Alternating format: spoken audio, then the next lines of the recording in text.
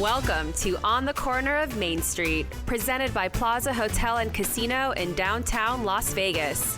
Here is Plaza CEO Jonathan Jossel, Gary Vickery, and I'm your host, Lisa Melmed.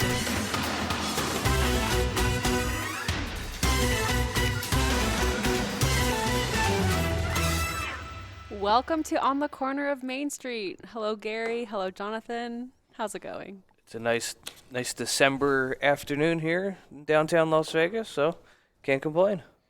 Doing good, Lise. We got a difficult time here at the moment, but we're carrying on and looking towards at least some signs of light at the end of the tunnel. I think the vaccine's coming, as we will talk about, and hopefully we're going to get there. But of course, we're currently operating in the new limited restrictions that the governor put upon us 2 weeks ago. The virus numbers have definitely spiked more than at any point during the pandemic at this point. Right. So can't blame him necessarily, but I think there's a fine balance. And right now we find ourselves at 25% occupancy in the restaurants. You have to make a reservation. We're still doing the temperature checks. We're still doing mandatory masks in all places. So there's definitely been effects of that. We've definitely seen a slowdown from that. But it's the world we're living in. Not to mention December is usually at this time of the month. Well, usually it's the end of the rodeo, and then it starts to slow down right before the holidays. But this year, I got to tell you, Gary, do we realize now how much we miss the Cowboys? I mean, rodeo for Vegas is probably the most impactful event of the year. I mean, there's some big ones that during the course of the year, whether it's CES or ConExpo, which comes every 3 years, or this year we haven't had anything. Well, we had CES earlier in the year, but whether you talk about EDC and some other bigger gatherings, I got to tell you, the rodeo, which is 10 days, there's nothing like it. And I'm looking forward to 2021 because we're going to do the rodeo bigger and better than ever this next year. That's for sure. Yeah, usually this weekend we're looking at, ending NFR, and then we have a super bingo that's either before or after the rodeo. That was the biggest fallout from the governor's new restrictions. We had to cancel Super Bingo last week, or this week, that we're currently in, which really hurts us, being the only bingo game downtown, having 650 players come here for Super Bingo, that was the number we did in October. Normally we do 1,000, but in October we did 650. We had no cases. Everyone had their temperature taken. Everyone had masks on. Everyone was socially distant. We controlled the groups when they went to the bathroom. We didn't take breaks so that there wasn't large gatherings. We felt like we did a great job in October, and we were disappointed that we weren't able to do it again in December because we did it safely. Right, and I think everybody had a great experience. That's the main thing, right, is to make sure that everybody has that experience, and I think we delivered in October. You still want to give them a good experience. The challenge, of course, is even if they maybe weren't having a great experience, they were still just happy to be out of their houses and playing bingo again, right? They hadn't played bingo since February. It was just time to get going, and I think that was something that they were really looking forward to. I mean, I can't wait for this pandemic to be behind us and us to get back to normal. Well, the next big thing is New Year's Eve, right? And the Strip's canceled fireworks. Mm-hmm. We made a decision today that we are going to go ahead with our fireworks. We're not expecting a large gathering for the viewing of it. Of course, Fremont Street, I'm sure will be busy, maybe not as busy as prior years, but it's an outdoor mall, and people are going to come out whether there's restrictions or not. I don't know how it's going to work on Fremont Street exactly, but we will do our fireworks for the community, for television, and because it's what we do every year. Again, we're not expecting a large crowd, but we do think that continuing that tradition of it is, and hopefully we're bringing in a new year with better vibes and bring it in a bang because we need it. Yes. But yeah, it's great for not only just downtown, these fireworks, but you can see it from all over the city. It just raises some hope and inspires some hope. Yeah, and you got to imagine this year more than ever, people are going to be watching TV. So we know that by televising them, we'll get more eyeballs on the plaza, but also just people that are sitting at home want something to look at midnight, and at least they'll have our fireworks, which I'm not sure they're the only fireworks in the state, but they're definitely the only ones on a hotel in the city. So I'm looking forward to it. We're the only fireworks show that matters. Thank you, Gary. So, and what else are you guys looking forward to in 2021? Well, I think it's just getting back to normal in some aspects, right? I mean, we want, we want people here at the hotel. We want to have, Our food and beverage programs reactivated to full capacity, and we want to bring back entertainment, bring back our comedy shows, different things like that. I think that's that'll bring Vegas back to normal. Yeah, I mean, any gatherings, we now see the importance of conventions for Vegas Yep. and large gatherings, ice hockey games, fans, people, and in line with our guest coming up shortly, shows. We got to see shows, and shows have become an integral part of the Vegas experience. Nightclubs are basically shows now. Everyone stands there with their cameras filming the DJ. So they became shows anyway. But I mean, maybe they replace shows in some degrees, but they're an experience, right? You're not just going to a nightclub anymore. You're seeing girls dancing on the stage, confetti, and different animations on the screen. It's a whole experience. So I'm looking forward to gatherings of all sorts coming back. And I think our guest on the podcast today, I mean, he goes by the impresario, right? Something pretty bold, but I think he's deserving of that title because he is a guy who's revolutionized the show industry in Las Vegas, and I think people were getting a little burnt out with Cirque. I mean, who doesn't love O and Mystère? But they were a little more drawn out, and I think the way I describe them is when you go to a Cirque show, before the show they say, please make sure your cell phones are turned off. We don't allow photos or recording or anything. And when you go to one of Ross's shows, Absinthe at OPM Atomic Saloon, they say, please take out your phones, film whatever you want, share on social media. And that's the difference of a show today and a show that's a little bit more old school. It's like rowdy and fun versus like sitting there It's quietly. very interactive. In fact, it's so interactive, I think you've even interacted with them. Yeah, I went to see Opium with my husband, and he was called on stage. I was shocked that he got called on stage, but he was doing this bit with this girl who was chewing her bubble gum and then takes out her gum and gives, like, stretches it out, gives him one side, gives another guy the other side, and they start playing jump rope with this girl's bubble gum that she's jumping over. It was so bizarre, so funny. I was filming the whole thing. And then it was even cool because afterwards we left and people were coming. We were like on our way to the parking garage and people were like, oh my God, like, are you guys in this show? Did you know about this? Like, they thought it was all pre-planned and it was totally just random. And I will never forget that. I'm sure my husband will never forget Was it. that OPM? Yes. So, I mean, they have very COVID-unfriendly acts in some of these shows. Yeah. That particularly is COVID-unfriendly. The thought of that now is... you'd run a mile if someone said, touch my gum. Yeah. But like, they had one at Atomic Saloon where they would have pieces of spaghetti, and the act would eat from one end, and the person in the crowd would eat from the other end, and they would just meet in the middle, and it's very awkward. But the idea that would happen now is very far. Or the banana bit when they're eating a banana and spitting it into each other's mouth. That's absinthe, right? Yeah. Oh my God. Well, that tells you he's pushing the envelope, but he's a pretty great guy, and I'm happy he's able to join us on the podcast today. Let's jump in.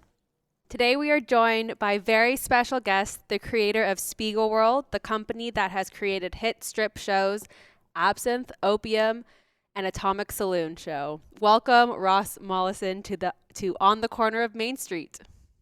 Oh, fantastic. Fantastic to be on the corner of Main Street, my favorite place to be. You're a downtown guy, I hear.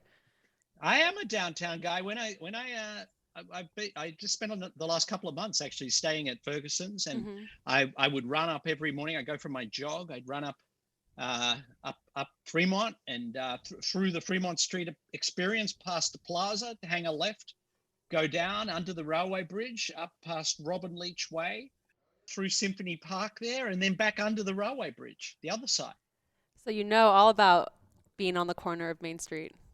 Oh yeah. It's amazing, and it's good to hear. I hear there's a new pizza place just opened up there.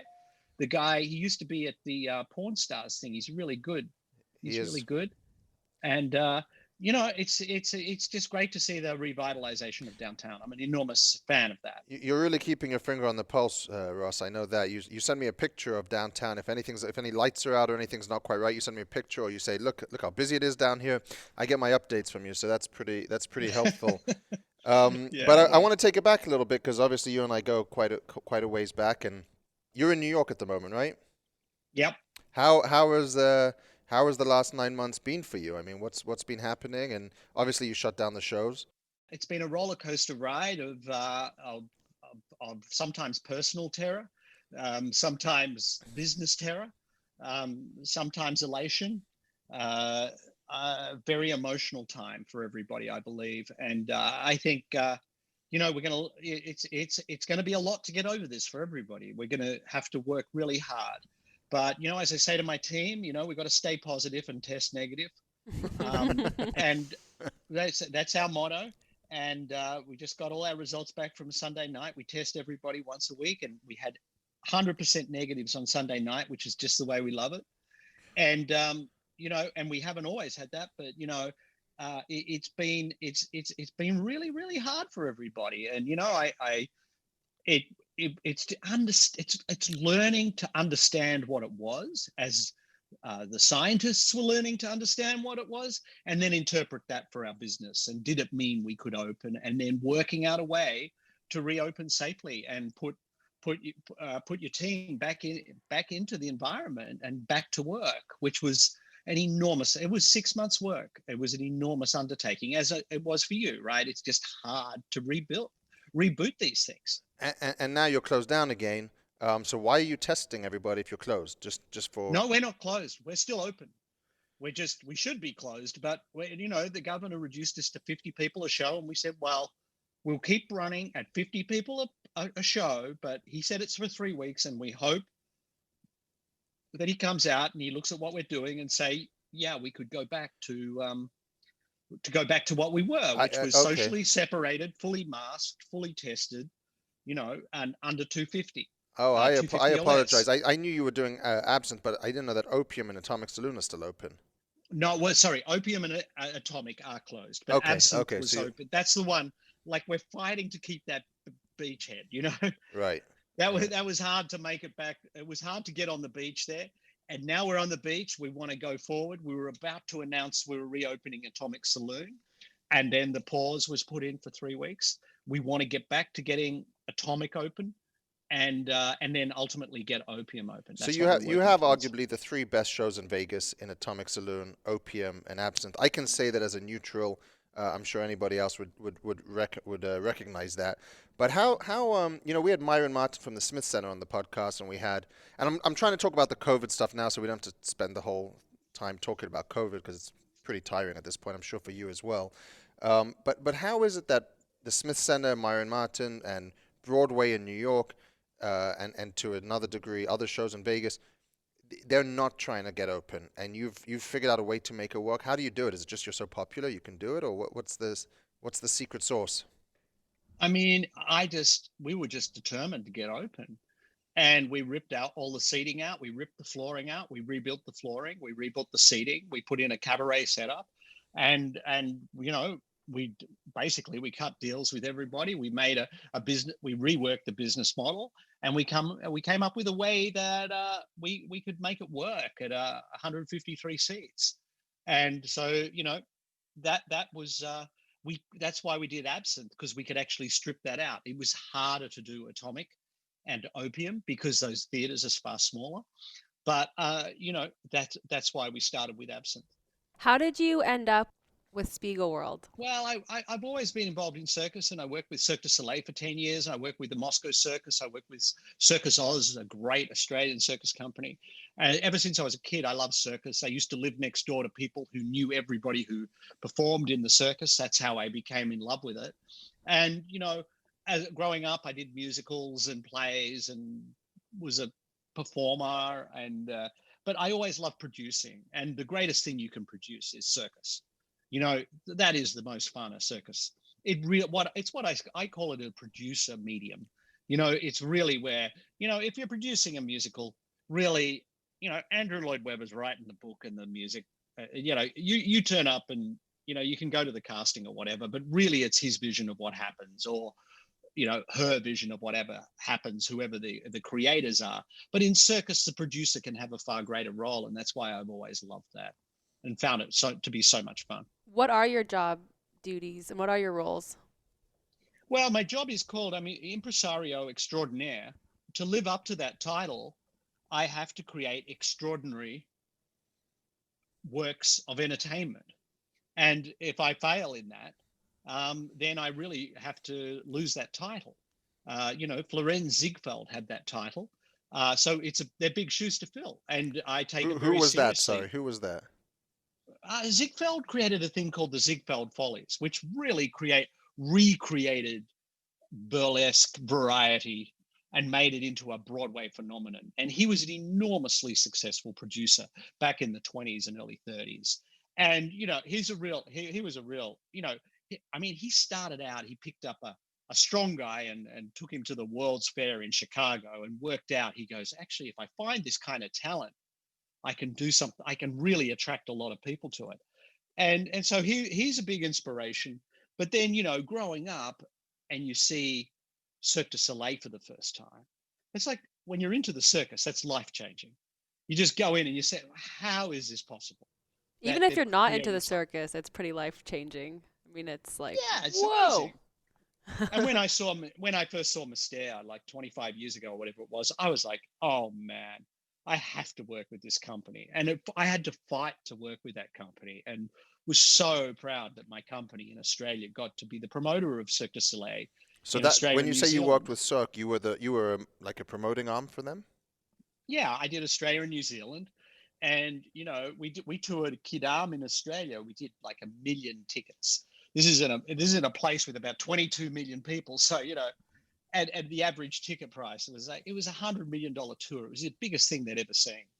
And it was really fun, but such a beautiful show, People just loved it. So, yeah, I got to work with them. But then I also worked with, the Royal Ballet, the English National Ballet.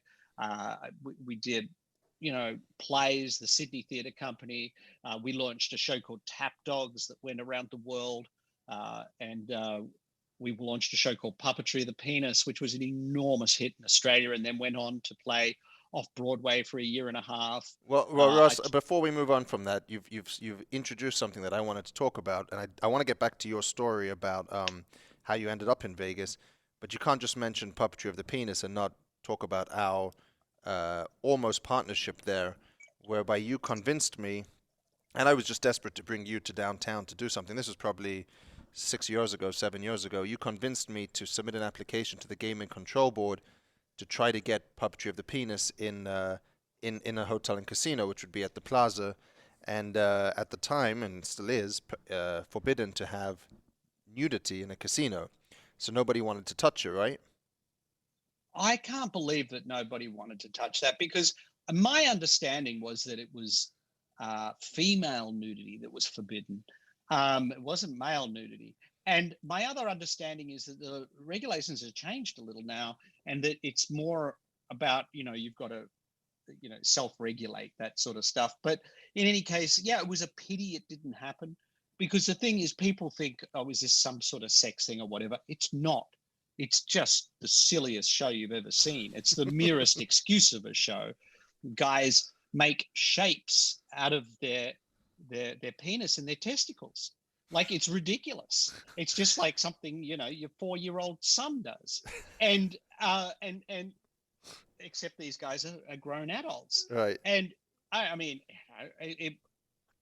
great friendships, and I actually toured that show around America. And that's how I learned America, because this show costs nothing to produce, right? Like, it's 2 naked guys on stage, a couple of spotlights, a couple of microphones, no costumes. And so I just went, we played like at the Union Square Theater in San Francisco for like 6 months. We played LA I think it was the Coronet Theater. We played there for like a year. Like, it just went around everywhere. People loved it. Well, that went viral after it was on the Stern Show, if I'm not mistaken. Is that correct? We did that, and we also did. What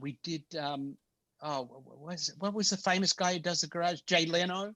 We did Jay Leno. But the thing we did was HBO's Real Sex, which was this kind of late night show. And you'd mention the show and everybody go, oh yeah, I saw that on Real Sex. And you're like, which was funny. You go, I didn't even know what the show was, but people everywhere watched that show. Anyway, Ross, just to close the loop on that, I think you know this, we actually were very interested to do that with you. And so we submitted the application to the Gaming Control Board, and our lawyer told me that they laughed me out of the first hearing, and it was a hard no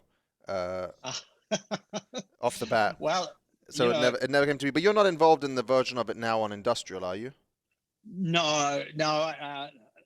no, we parted ways with Penis, but I'm glad to see that it's still getting an airing, and I'm sorry they got a hard no because okay, that's enough.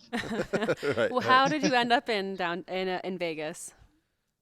Well, actually, our first game they're trying to get puppetry on, and then we did a Russian clown show called Slava's Snow Show, which we produced off Broadway for 2.5 years, and I was trying to get Slava to Vegas, and so I was coming down all the time, and then finally, when I produced Absinthe in New York in 2006, I got a meeting first with Caesars, who said no, and then a second meeting with Rob Goldstein from the Venetian, and he was more interested, and he said okay, and he toured me around the property, and he said, look, I've got this space here, and he introduced me to a young guy called Jason Gastworth, who was the leasing guy for that place, and he said, listen, talk to Jason, who's now the president of entertainment at Caesars, and we tried to get the show on, we couldn't make it work.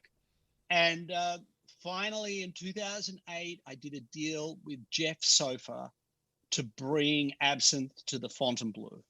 And given that we'd gone totally bankrupt in New York when the financial crisis hit, that totally saved my ass and allowed me to get through and pay all our bills and get down to Vegas. And we were building the whole thing. And every time I'd fly here, I'd look at the cranes when I'd land and go, oh my God, they're still moving. And then finally I arrived one day and I spoke to, it was Mark Lefevre, who was the CFO. And I said, Mark, it looks like the cranes aren't moving. And he said, yeah, we're done. And that project didn't go ahead. And so Absinthe, which was due to open in the Fontainebleau in 2009, was cancelled. Well, one man's loss is another man's win.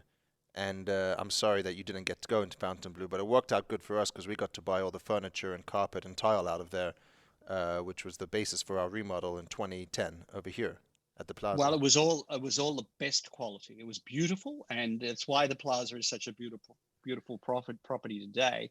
And the great thing out of that was I ended up meeting Gary Slesner, the president of Caesars Palace, and Jason and all the team over there, and they just said, look, let's give this a go.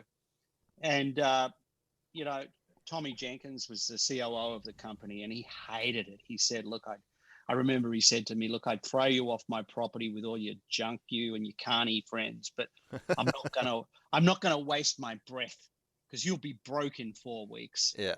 And then, took another chuff on his Marley Red and then, flicked it at me and walked off. And, Gary said, well, I'm not so sure you're right there, Tom. But anyway, he turned out to be wrong. But he's not often wrong. He's had a few hits at Tom Jenkins, but he's done okay with Gordon Ramsay.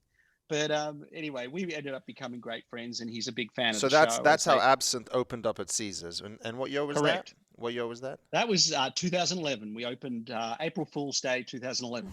So I have no idea why I did this, but around that time, maybe 2012, 2011. My mother was visiting from London, and I didn't know what to do with her, so we decided to book a show, and I had never seen Absinthe. I didn't have a relationship with you. We went to see Absinthe, and I had no idea what it was going to be about. And about 10 minutes into it, I started thinking, oh, my God, I brought my mother to something that she's definitely not going to be enjoying. But and interesting enough, some people did walk out, but my mother enjoyed it. Now, is this something that I think I've talked to you or someone else about it, but on a nightly basis, you see a couple of people that will leave?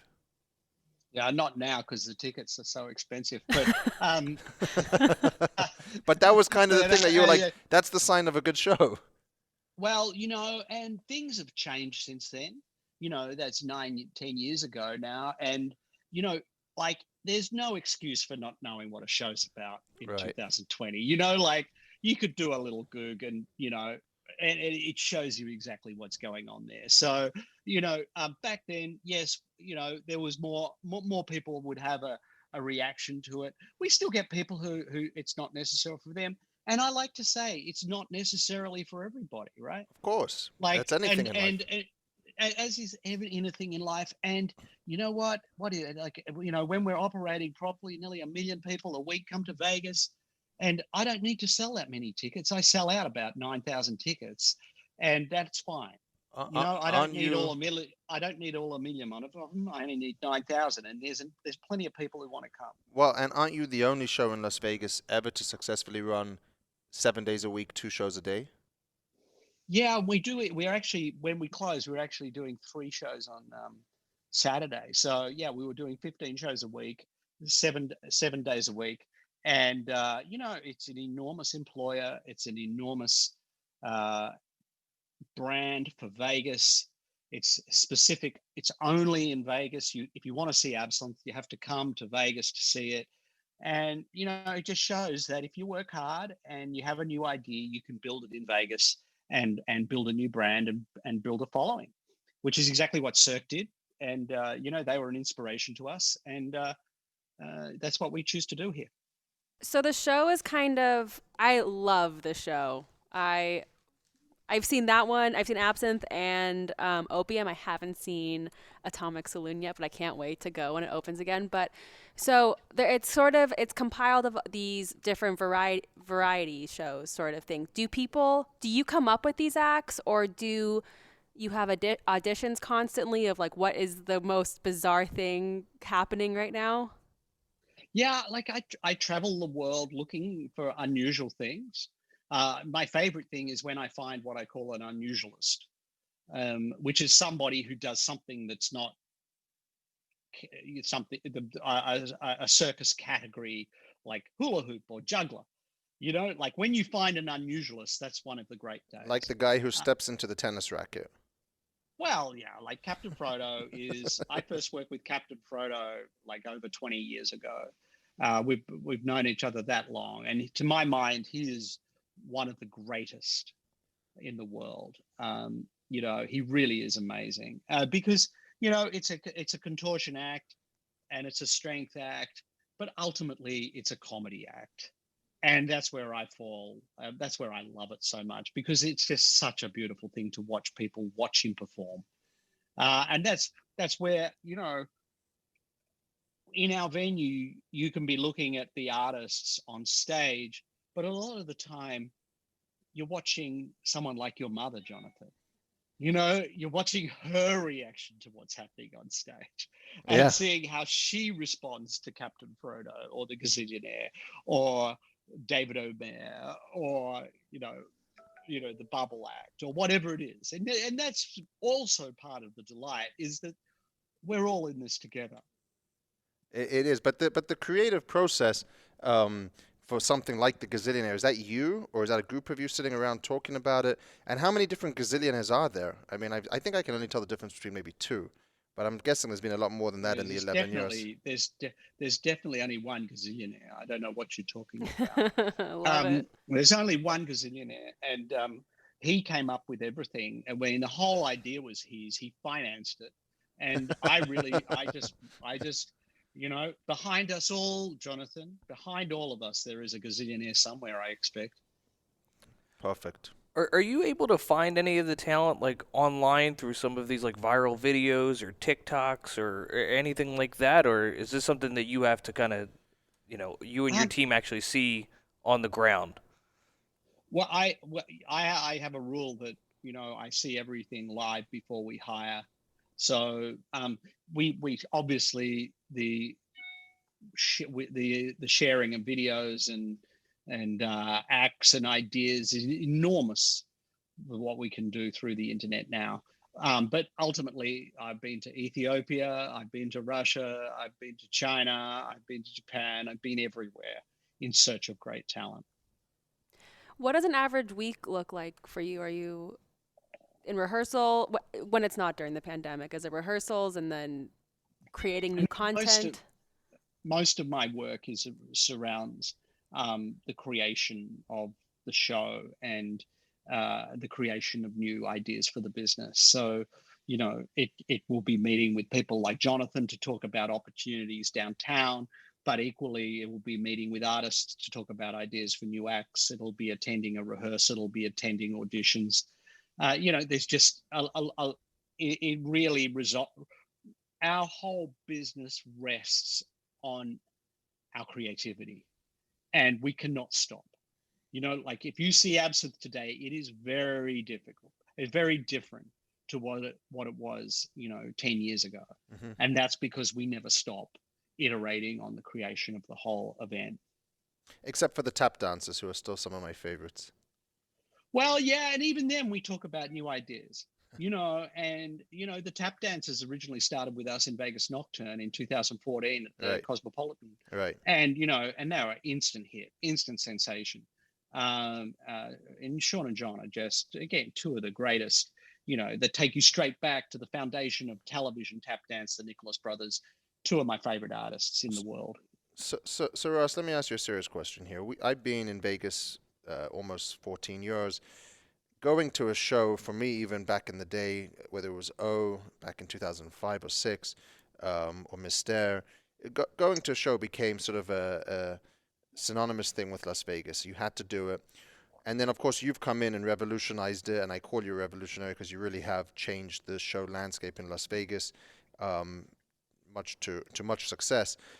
But why have shows, in your opinion, never worked downtown? Why has downtown always struggled to either find shows or keep shows?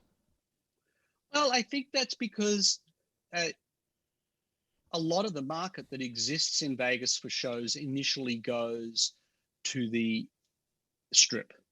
And I suspect if you look at the predominant activity that people who come downtown really focus on, I'd say gaming is probably higher downtown as their first priority than food, beverage, entertainment, nightclubs. And as you innovate and as Circa innovate, we're going to see more and more people coming down. And I think the game changer is going to be, not only is Elon Musk going to take us to Mars, he's also going to take us downtown. And, that's an incredible thing. I think when this boring company, plug a tunnel downtown to, the Plaza forecourt, you're going to see people I think you just announced one of our big announcements. You just revealed that we will have a boring tunnel station here at the Plaza, so thank you. Well, you hadn't told me that, but I mean, it's a great idea. You'd have to be brainless not to do it. And it means, if you want a bit of fun and you're staying at the Wynn, you're going to jump in a Tesla, and a minute and a half later, you're going to be at the Plaza where all the action is. Have you had an opportunity to go down in the tunnels that are there today? Look, I haven't. I've seen some video of it. I saw a casino exec ride in it. I'll text you now. And his phone shot out of his hand. The thing took off it's so fast. Wow. He was like videoing it and it went boom and he was like, whoa. Wow. Well, when you come to town, let's go take a walk through the tunnels. They're pretty cool. I think that's going to be a game changer for downtown. It's going to open up. It's going to mean that you can get anywhere in a minute and a half, and it's going to be seamless. So I think we should be talking about shows now, and we should be talking about development now. We bought property. We bought property on Fremont Street, not the fancy end of Fremont Street that you hang out at, but come on. Down the gritty end, the real end of Fremont Street. I know where you are. I know you've been to some of our parties down there, and we're deep in discussions to open a cocktail bar down there, and I love staying there. I love being downtown. But it is interesting because, like you said, okay, so maybe downtown's got more of a gaming angle, but over the last 5 years, it's certainly evolved. We've seen a lot more people coming down here for better dining, better pool experiences, better hotel rooms. It's just the one thing that hasn't stuck is the shows, and some people think that the reason for that is because you're competing against a lot of free entertainment on the Fremont Street experience. So no, you don't compete against that. That's an attraction.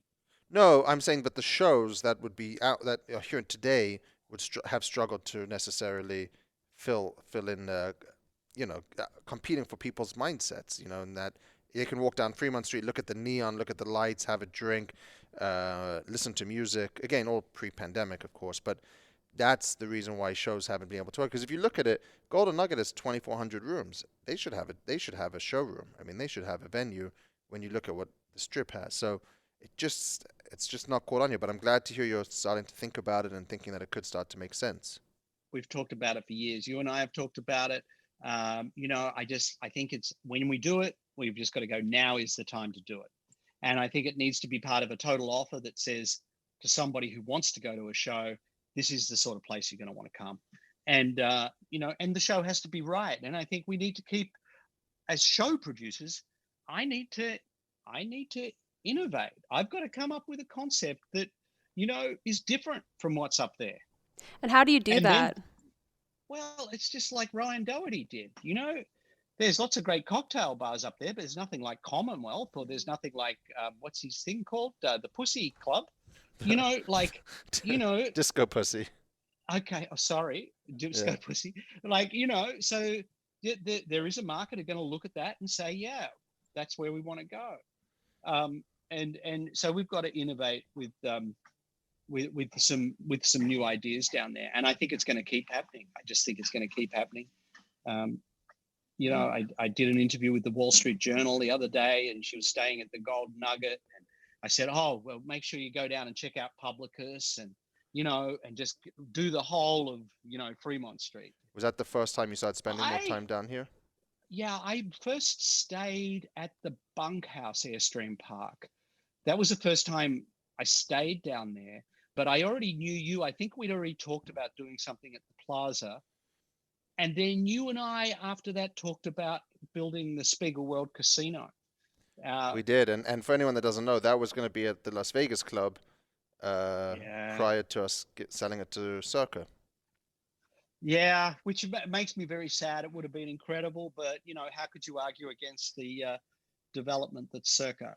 What a great thing for downtown, So you think a Spiegel World hotel makes more sense than an Absinthe hotel? Not necessarily. I mean, what else could you do with the Absinthe brand? It's such a great brand at this point. Well, it's a great brand, but equally it's a great brand because it's attached to a great show. And because the show is a great show because it's differentiated from everything.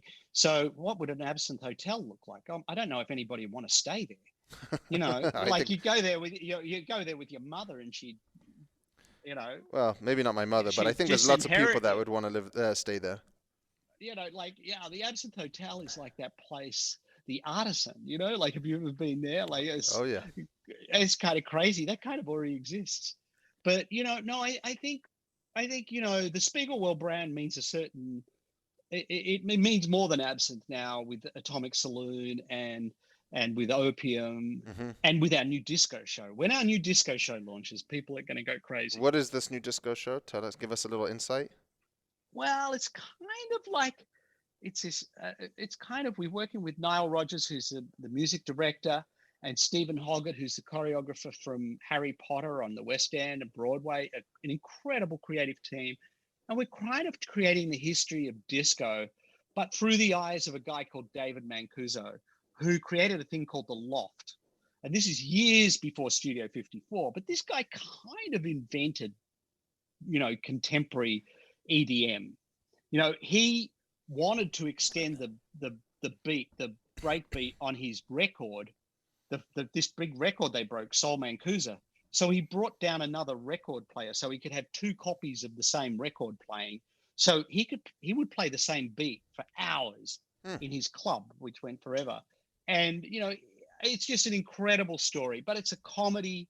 But, there's disco moves. I mean, and it's just such an era of fun. And I believe coming out of this period where we've had such a tough year, it's going to be the roaring 20s and people are going to want to go out and just have fun. I think you're absolutely right. People are just going to want to get into a space and have fun, enjoy themselves and get out of their homes and spend money, let loose. And that will lead to the roaring 20s. It only makes sense. I think it's true. And, look, when we relaunched Absinthe after we were closed for 6 to 7 months, whatever it was, people just went crazy. They're just so excited to go out, and, I think Vegas is going to go crazy. I know you're investing in your Greyhound bus terminal. I read the other day, and And you know, you're going to build a walkway across to Leachville. Yeah, you can run across that now on your jogs. Yeah, well, I haven't run across it yet, but you know, I think people are going to move into Leachville soon, and then you've got this new Resorts World thing. You've got Elon Musk with his tube, and you've got a new convention center. You know, and all sorts of people are showing up. New players. They're even building a new resort next to that M Resort. I read. That was on the news yesterday as well. Yes. Well, let's lock in a location for this this disco concept so we can get going have it ready for the Roaring 20s. I think it'll be a little bit towards end of the summer, at least for sort of mass travel, and then you start getting conventions back. But you know, where we were, and I'm sure it was the same for you, at least September, October time, it was decent. It was, people still were having a good time getting out, and it's only now that it's with the new regulation and obviously a slower time of year that it's truly fallen off the face of the earth. But up until now, it's been okay, even in the middle of a pandemic. So just imagine what's going to happen when this vaccine's out and everybody lets loose. I think it's going to be fantastic. I think people are going to be so excited about the whole thing, and you know, I think Vegas is just going to roar. It's going to roar. It's the place you want to go. It's the best spot for a party in the world. It is, and that's coming back. Well, thank you, Ross, for your time.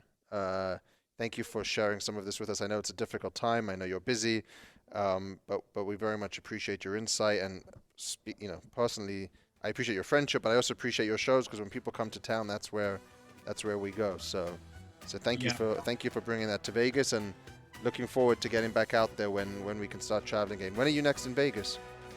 As soon as Christmas is over, I'm coming down, and I'm going to be there until we get all our shows back up.